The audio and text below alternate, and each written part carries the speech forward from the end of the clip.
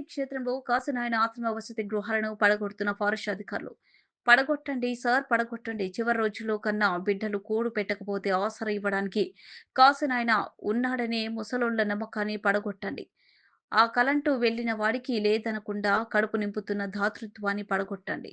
ఎంతమంది వచ్చారు, ఎన్నాళ్ళుంటారు, మీ కులమేంటి, గోత్రమేంటి, మతమేంటి, ప్రాంతమేంటి అనే పట్టింపు లేకుండా జరిగే నిత్యాధానాన్ని పడగొట్టండి. అదేంటి ఆశ్రమం పేరిట అడవిని ఆక్రమిస్తే ఎలా?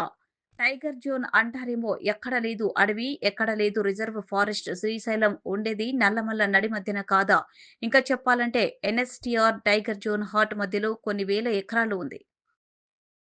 ప్రభుత్వాలన్నీ సహకరించాయి. ఇప్పుడు ముంచినటువంటి శిలాఫలకం బీసీ గోవిందరెడ్డి గారి పేరున ఉంది.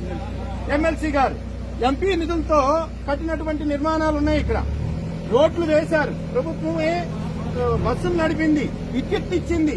ఇంత చేసి ఈ రోజు ఈ విధంగా వ్యవహరించడం అనేటువంటిది మాకు అర్థం కానటువంటి విషయం.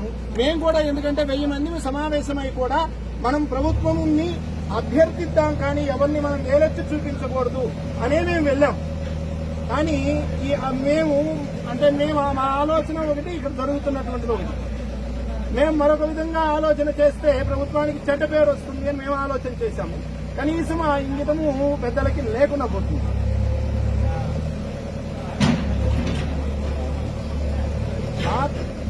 సార్ అది బాత్రూమ్స్ అండి, 100 మంది మగవాళ్ళలో ఇక్కడ ఒక ఆడకూతురు ఎక్కడ వెళ్ళాలి సార్? మీరు ఆలోచన చేయండి సార్. ఎక్కడ రూములు ఉన్నాయి సార్? సార్ వచ్చినటువంటి ఆడవాళ్ళకి రూములు ఇస్తున్నారు సార్, అందరికి ఇవ్వగలుగుతారా? అది సాధ్యమవుతుందా? మీరు ప్రాక్టికల్ గా ఆలోచన చేయండి. ఈ పబ్లిక్ టాయిలెట్స్ కూల్చి రూముల్లో బాత్రూమ్లు ఉన్నాయి కదా అంటే తాళం వేసుకొని ఎక్కడో ఉంటారు ఆఫీసులో. ఎవరు ప్రతి వాళ్ళు వచ్చి తాళం ఇవ్వగలుగుతారా? ఆలోచన చేయండి సార్.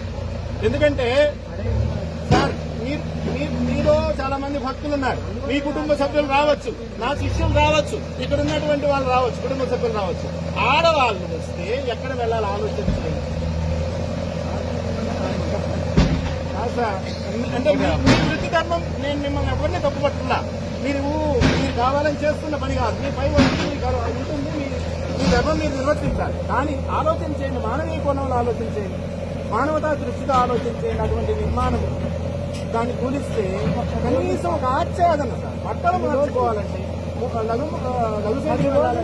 ఇది చేయాలంటే దగ్గరుండి కొట్టించుకోండి. ఇన్ని రోజులు సమాపించారు కదండి. ఒక 10 రోజులు 15 రోజులు సమయం మేము దగ్గరుండి కొట్టిస్తాం. మీ అధికారులతో మాట్లాడండి. అన్ని మా చేతుల్లో ఉండవు, అన్ని మీ చేతుల్లో ఉండవు, కొన్ని మీ చేతుల్లో. 10 రోజులు మేము కొట్టిస్తాం. మా చేతనంతా కాషాయం తీసేసి మేము కొట్టించి మా చేతనంతా క్షమాపణ చెప్పి మేము కాషాయం తీసాం. 10 రోజులు ఆలోచన చేయండి. మా చేతనంతా ఒప్పుకొని స్వామికి క్షమాపణ చెప్పి మేము దగ్గర కడుగొప్పించి కాషాయం తీసేసి వెళ్ళిపోతాం సార్. ఇక్కడ ఉన్నటువంటి వాళ్ళకి ఎవరికి కూడా ఈ స్వామీజీలకి వీళ్ళకి ఎవరికి వ్యవస్థతో సంబంధం లేదు. ఆయన మేము దర్శించుకోవడానికి కూడా దర్శించాలి. కానీ ఆ మహానుభావుని పేరుతో ఇంతటి మహత్కార్యం జరుగుతుంది అనేటువంటిది ఒకే ఒక ఉద్దేశంతో. ఏ మతం మీద ఫారెస్ట్ లో వందలాది అన్యమత ప్రార్థనా మందిరాలు ఉన్నాయి. మీరు చూస్తున్న చెత్త పనులు మీకు తెలుసు. ఒక్క దాని మీద కూడా దాడి జరగకుండా 100 ఎకరాలు అన్యప్రాంతం అయితే